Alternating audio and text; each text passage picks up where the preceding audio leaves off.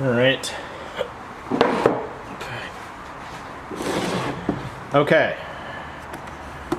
Remember the Fashion Machine 1036 Creative Touch? I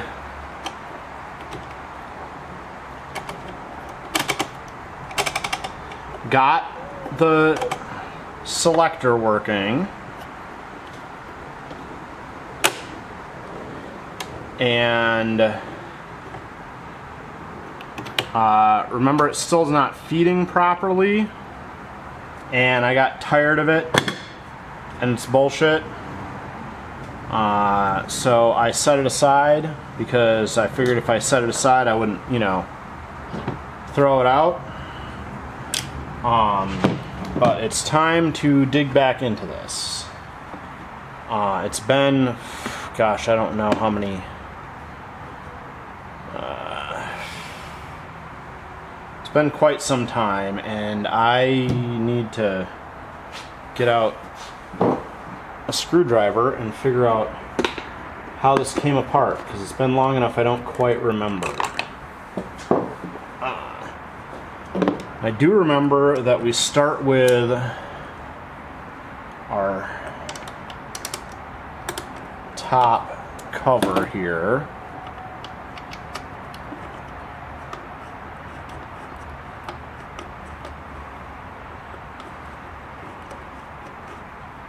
Oh, we have to pop this knob off and then release this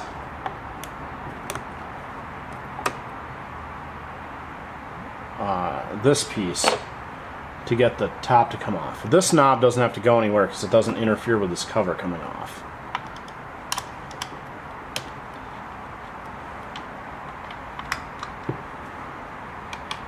So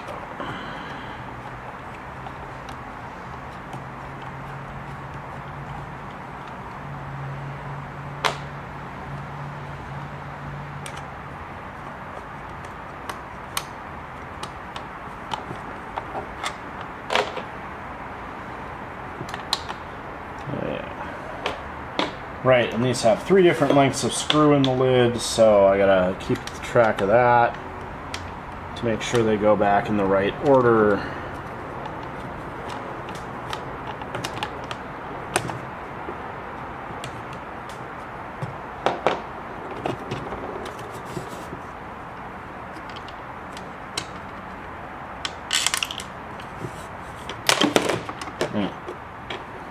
And that trim piece just pops off of there all the time. Okay.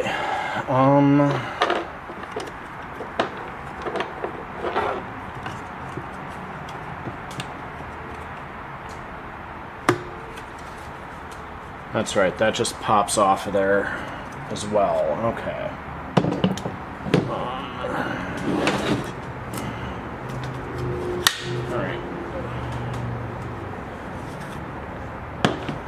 That cover,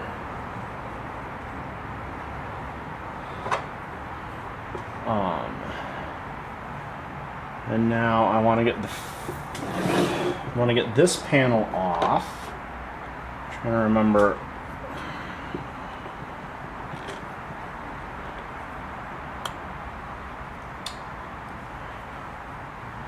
I know this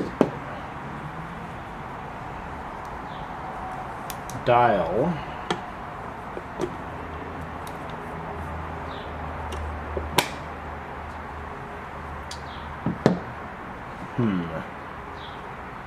trying to remember what to do.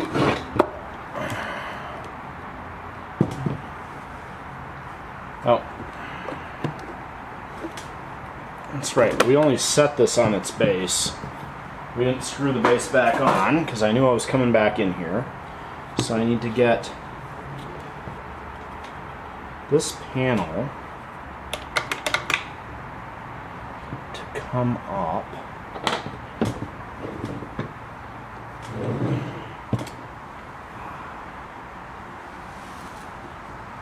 I know I had this off, but I don't remember how.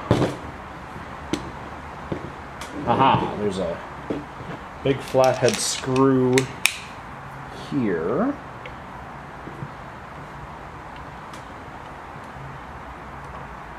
And so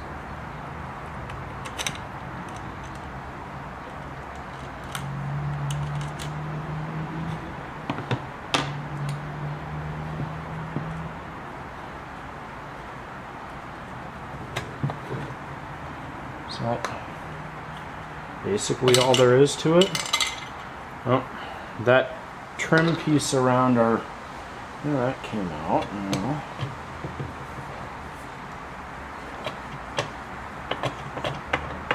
Okay, I think maybe the end cap had to come off of this. Again, this has been sitting on a shelf for several months. So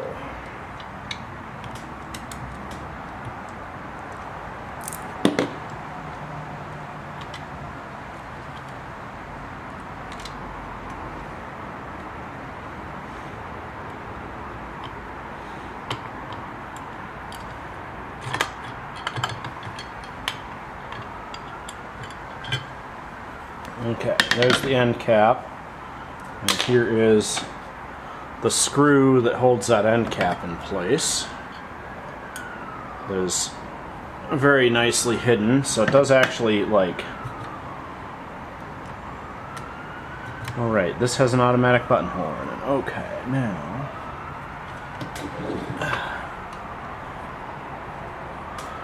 Right, okay. There's a screw hiding in here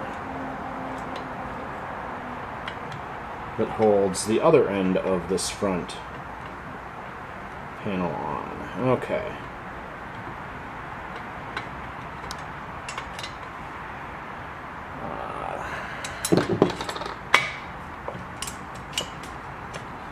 And that's this spring-loaded one.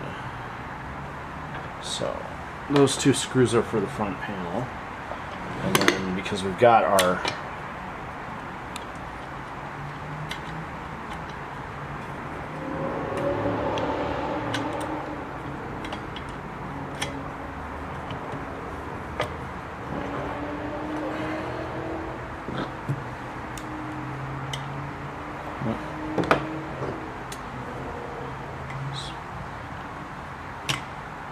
oh wait, I know.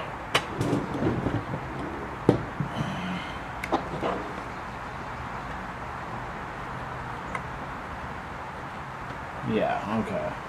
That's right. This has that C-clip holding the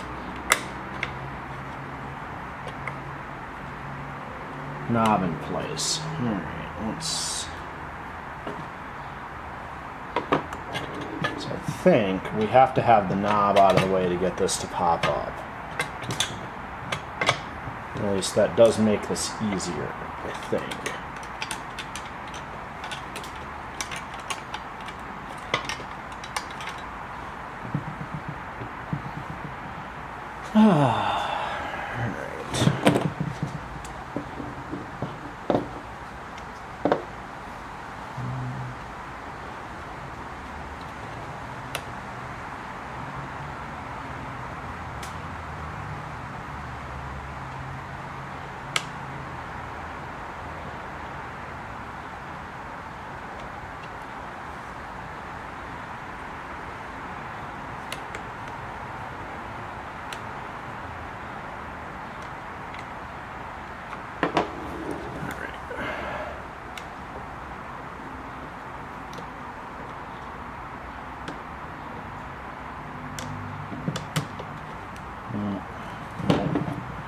Alright, I accidentally pushed that back on.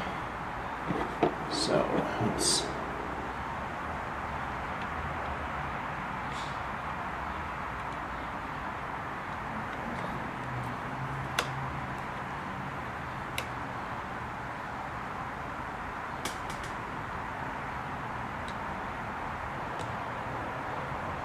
There we go. Yep.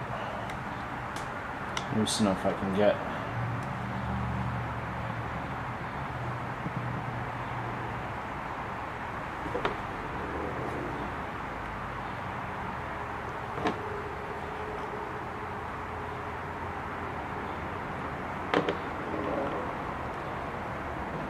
There. Don't lose the tiny C-clip. Now, okay, I've got it turned all the way clockwise. And when I pull this up, it's oriented on the machine, it would be up like that. Okay, let's try to remember that. Now, with that all out of the way,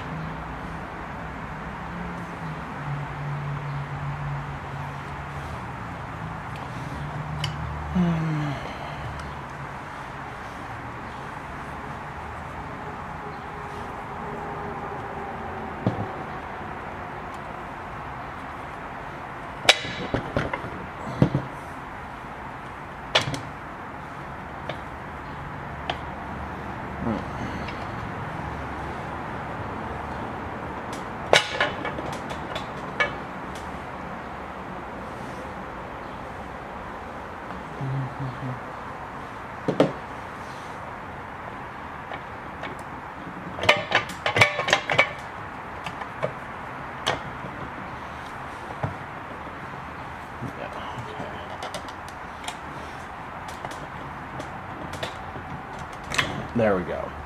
Alright, now with the light bulb lens out of the way, this just slips up and out of there. Okay, now, the access to the machine. Now, remember that the problem we're having is that the machine is not driving forward and backwards properly, and that's a linkage here that comes up here.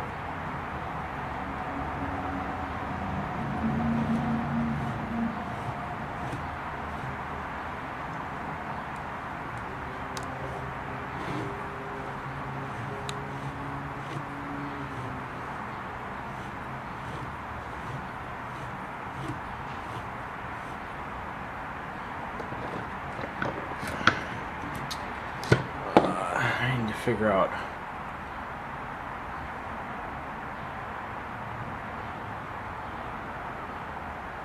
Okay. Needed to get this.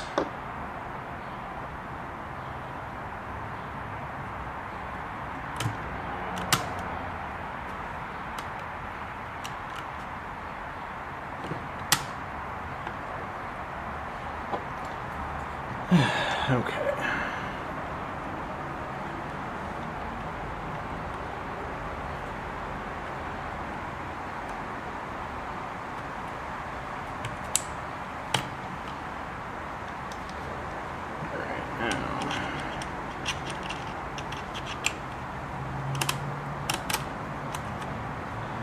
Alright, so our very furthest stitch is there, and then that's zigzag, that should be, or no, that should be zigzag, and then this should be our straight stitch.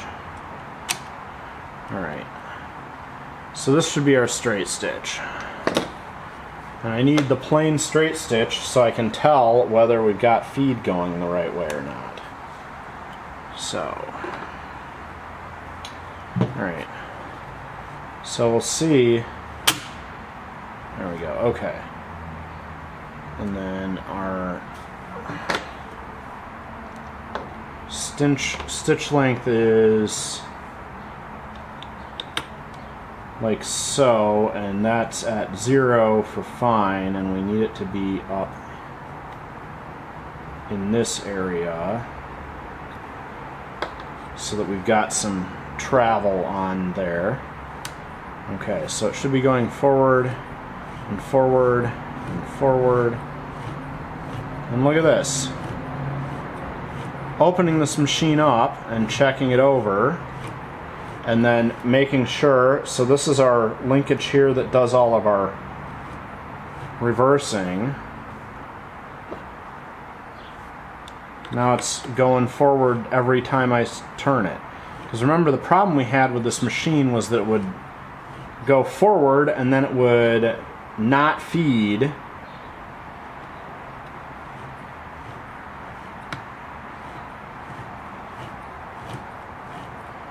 But now we've got like no reverse feed on this.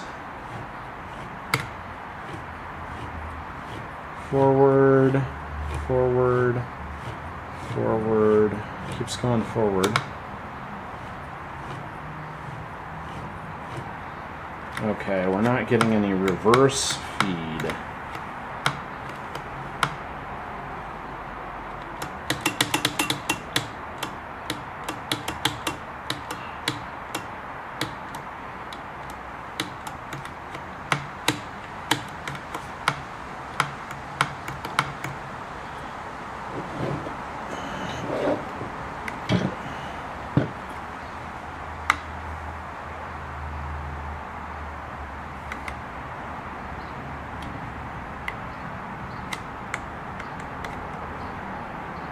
Okay.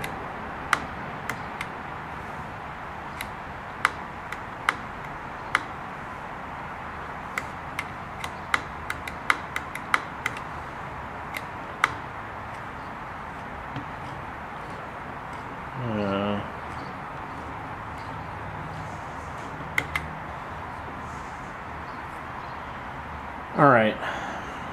This seems like a silly thing, but I wonder if this block is not moving properly.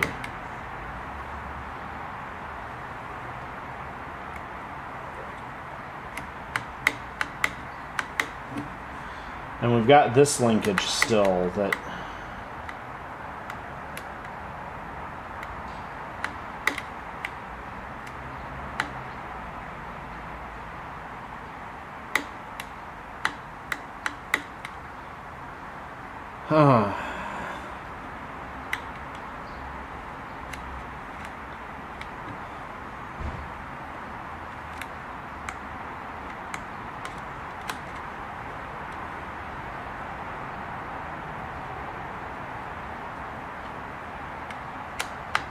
Alright, this should be our maximum forward travel, and that should be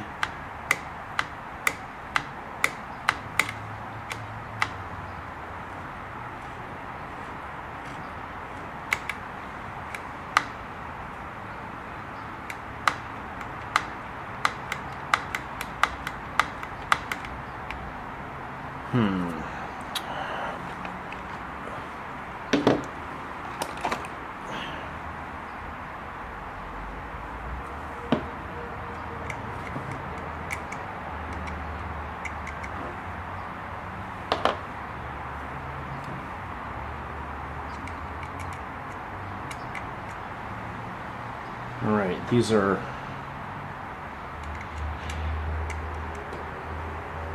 English.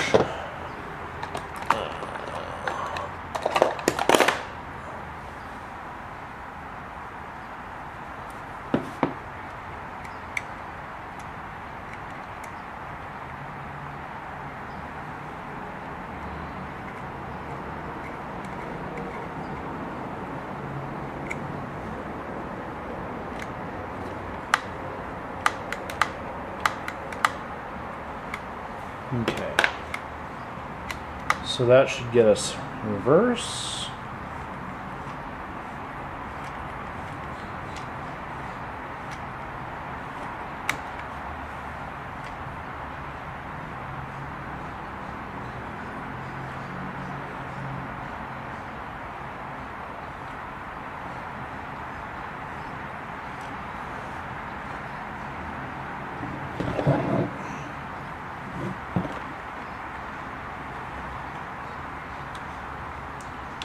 That's our absolute zero, and then we should be able to get, this is our longest stitch.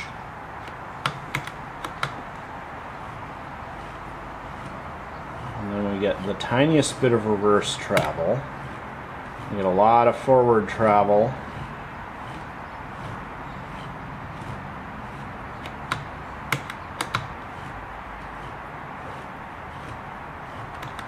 I don't know how to make that do reverse the way I want it to, though.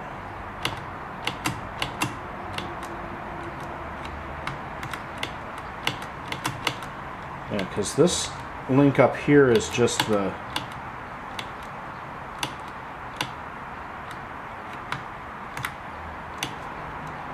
This is just the reverse cam from the machine. So our reverse is still down here somewhere on the bottom is where it's not getting reverse.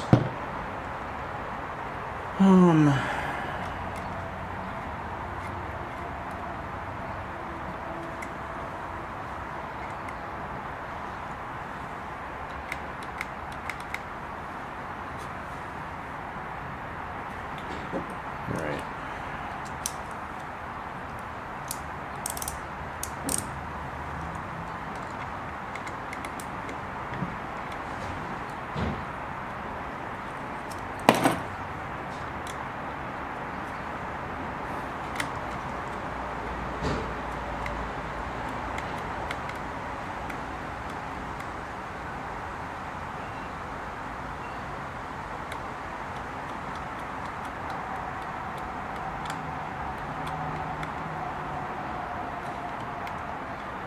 Let's just pull this out and see.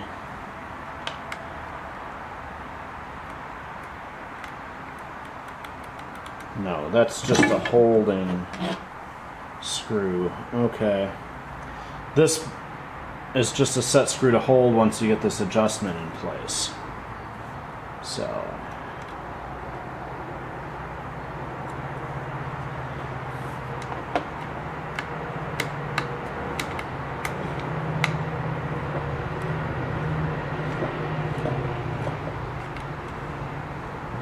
Alright. Forward travel. There we go, reverse travel. Okay. I don't know why this frustrated me so long. And you know, I worked on this, tried this out a few different times, but I never loosened this top one all the way, and now it's actually made an adjustment, so I guess we'll tighten that down. And this screw doesn't actually tighten because it's just an adjustment screw, and I'm going to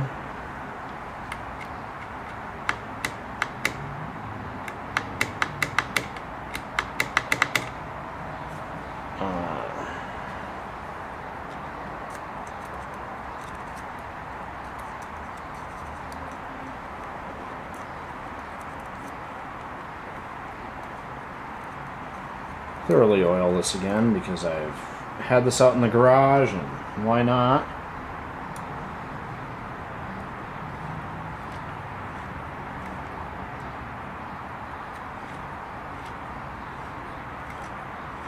But all right, I guess.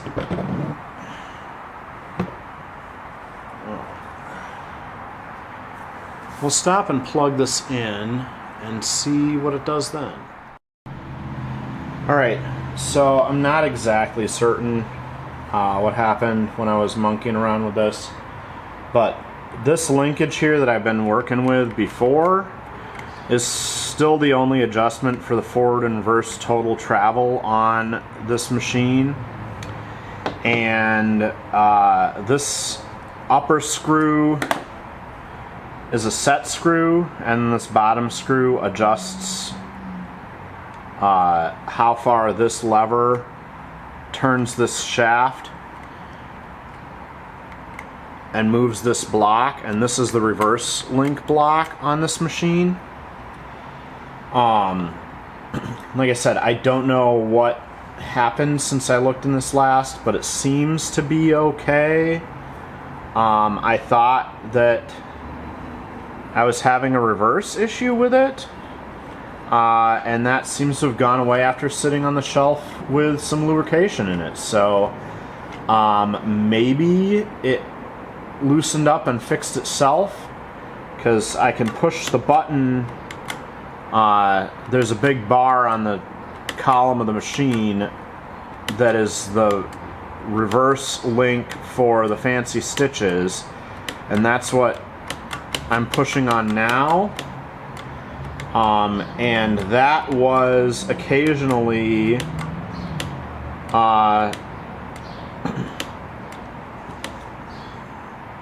moving when I had it set for straight stitch, and so it would go forward a couple stitches and then back, or have a zero stitch, and I think it's not doing that anymore. So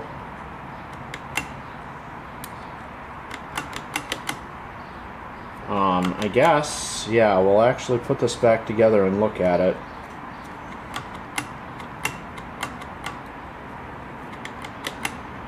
So, the important part is, well, I don't think I have to put the cover on to test this, so I'm just gonna plug it in and test it, and we'll see what happens. Alright, got the presser foot out of the way, and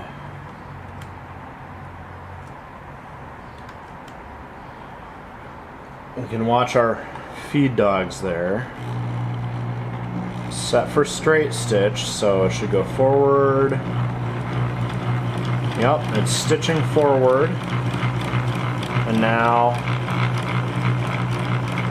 the reverse stitch is very small, but it is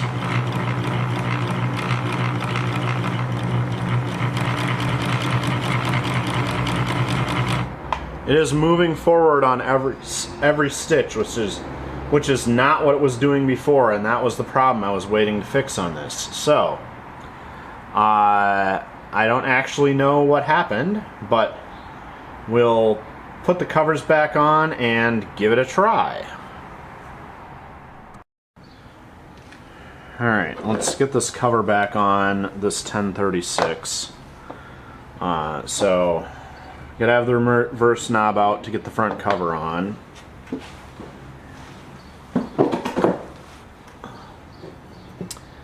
And then with that reverse knob out, the cover slips. This is easier to do when it's laying on its back.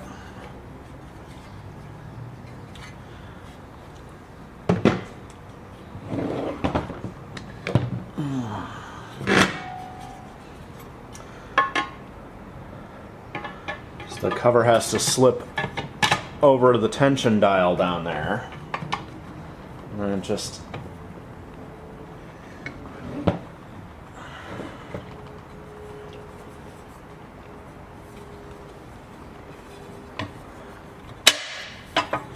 pops in place, and we'll get this spring screw that goes in to the head here. We'll put that,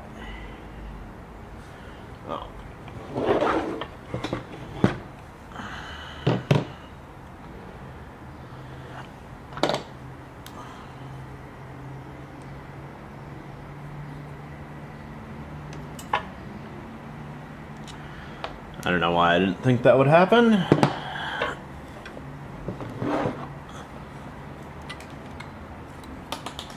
There.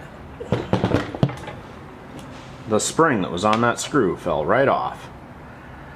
Alright, let's hop that back on there and see if we can get this balance on the end here. Alright.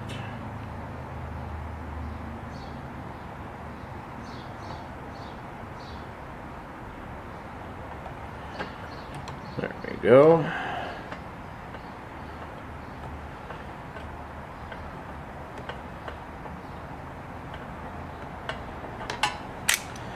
And that screw has a spring on it because they needed a teeny bit of play in one of the ends of this setup.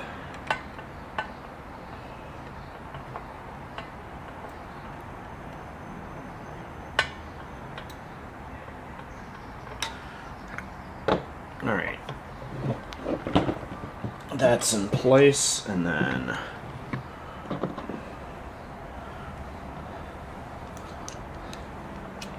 this screw goes in under here.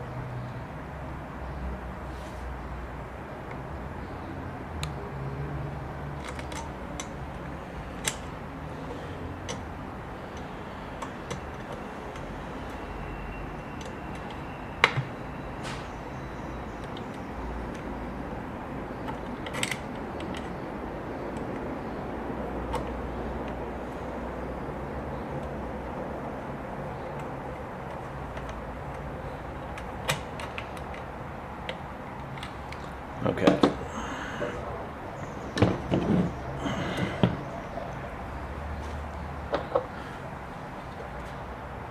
And then turn our cinch link knob all the way around like that. Okay, and we picked the right direction for our knob to face. So remember, it's a square and the knob can face anywhere, but this bezel sits in there like that. So we want the knob to face so it matches the bezel.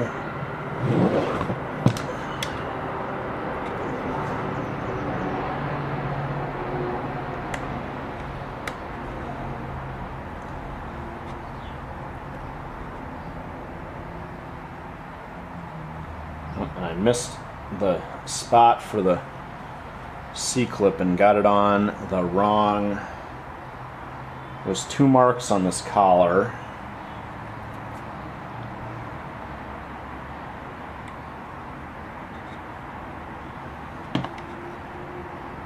Big fat one, and then the thin spot where the C-clip fits. And you get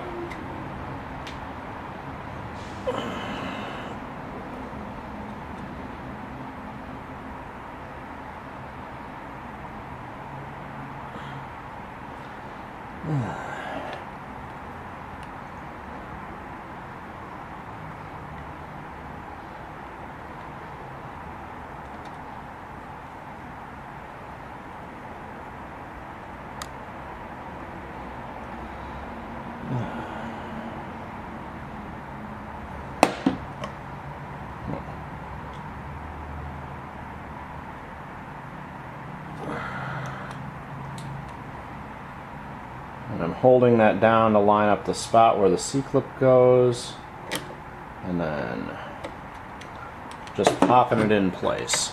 There we go. Now that knob is in its location. So, let's see. There's our scale.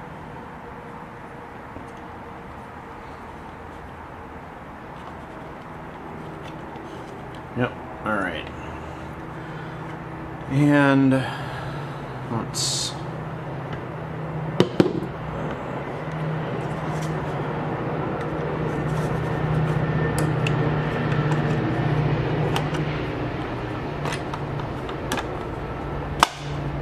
oh, and I I forgot to put everything back, all the trim back in here. Okay.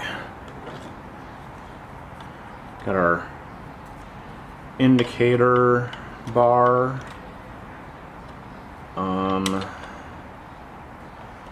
Which I foolishly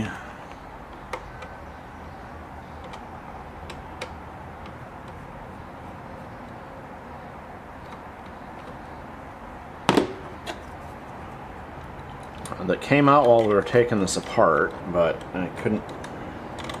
There. And then we'll have to. I had this set for straight stitch, so we'll put our label trim in and make sure that our pointer is on straight stitch again.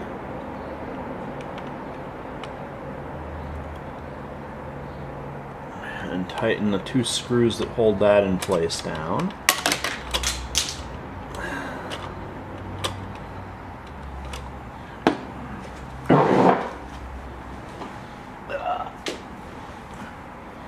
Okay. Now we can put the top back on.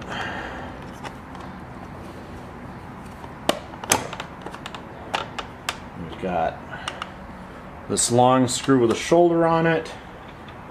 This screw with no shoulder came out of the middle. And this short screw with a shoulder went on the end, and it screws into the cover for the end cap. However, that cover goes on after the top because it's got a clip on the front that fits in. So, just put this in, and I'm not going to put the end cap on for testing real quick. I just need to have the top together so I can put the stitch selector back in. There's that tab between the 2 knobs that has to get popped in place. Alright. This is together enough to test. Alright, we got the top thread and the bottom thread in on a straight stitch. And we got forward, and it's not going very far in reverse, but it is adjusting the stitch length.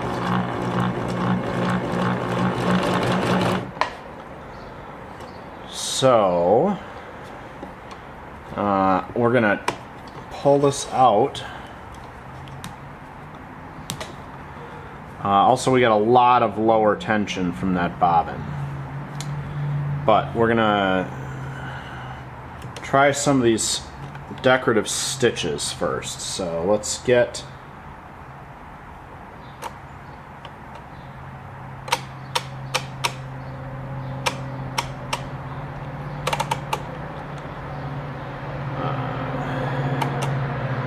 actually, let's go for a simple zigzag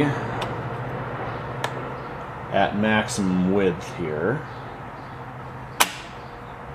with a low travel.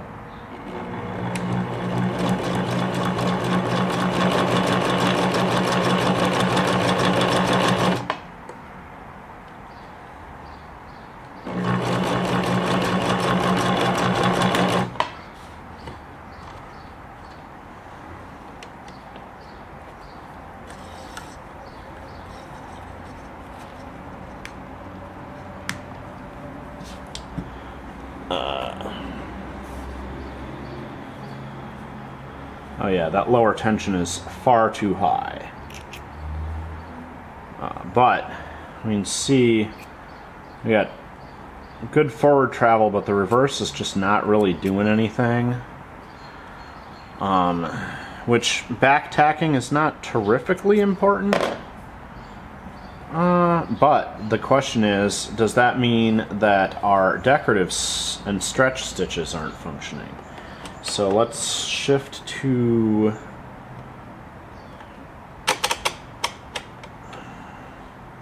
there.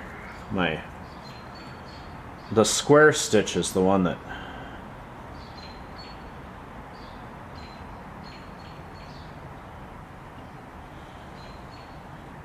I'm going to change my stitch length to the yellow area. And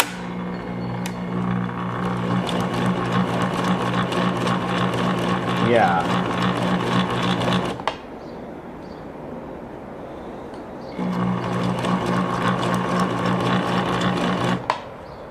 It's not forming any of its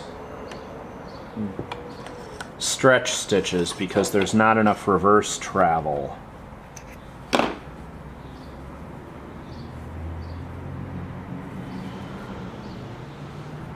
From the reverse mechanism.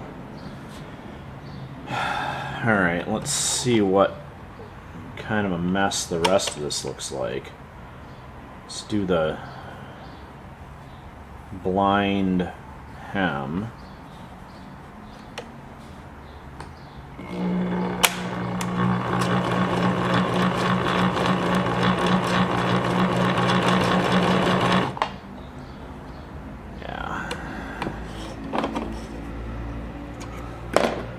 So the blind hem is supposed to get a reverse stitch to close this triangle off, and it's not getting that. It only looks like a forward blind hem, not a stretch blind hem. Alright, well, I'm gonna ask some more questions on the internet and see if I can get an answer to what might be wrong with this. Alright, time to test the bobbin winding. So I have been on the internet for a tutorial, and this is a wind in place machine, so it's pretty testy to get it to go.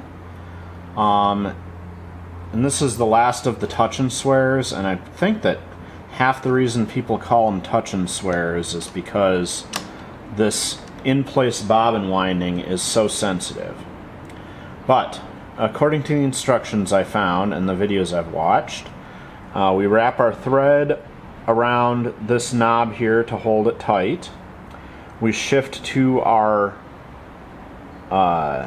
winding position, and you'll notice when I pushed this over I had to jiggle the bobbin. That's because there's a peg coming up from below a blade to engage the bobbin to turn it, you'll see.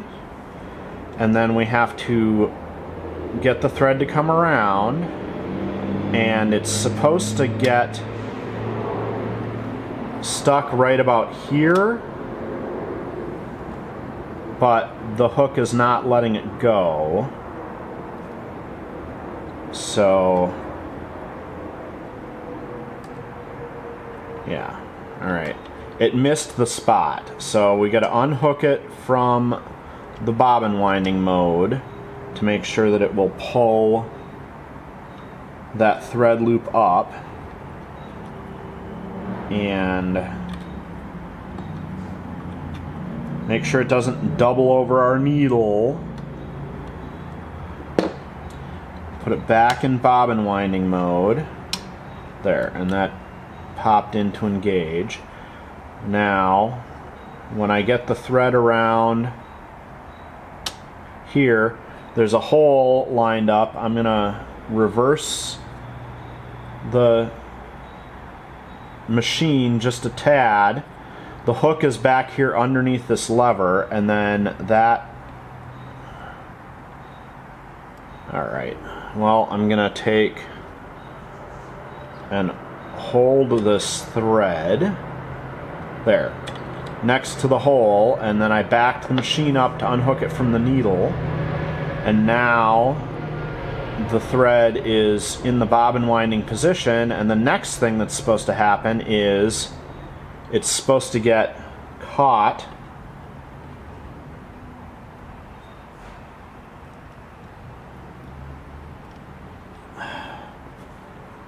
by this slot in the bobbin, and then the bobbin picks it up.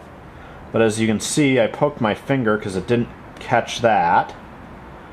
And now it's going to start winding, and eventually it's going to break this thread that was wrapped around the needle bar clamp, or the foot clamp. But now that it's started winding, I can run it.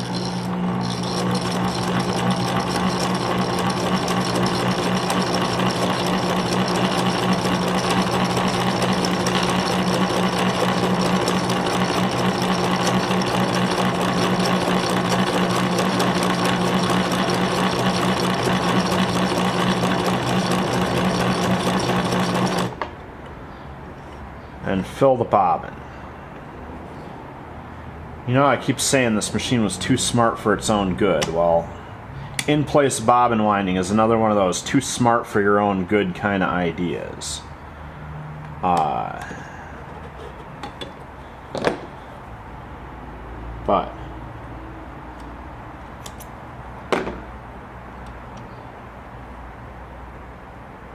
now I should be able to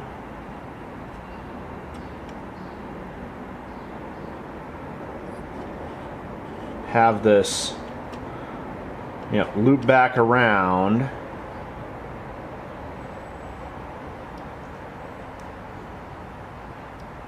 And it did not pick the thread up properly. So so that's exciting. After it's done winding in place, you still have to pull your bobbin thread out and put it under this number 1 hook to make sure that's in the tension location. So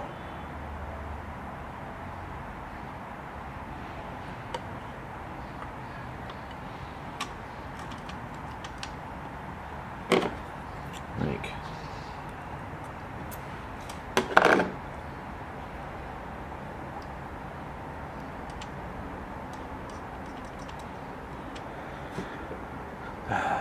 that's, yeah, like I said, too smart for its own good. Yeah,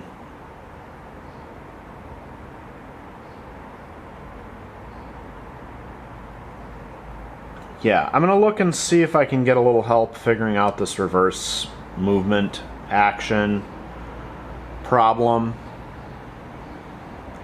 But honestly, the fact that next up I'm going to have to figure out how to get this wind in place mechanism working, which is going to be another set of very fine adjustments. And everybody on the internet, even techs, say that when this machine was new, that mechanism barely worked. So with this many years of use in it, it seems like it's probably not got a good chance of being super functional, and so we'll see. But I have a feeling that this machine is going to get stripped for parts just because it's not functional enough to turn around, and this wind in place bobbin mechanism is really too much work to use. Like, there's a reason nobody has these anymore.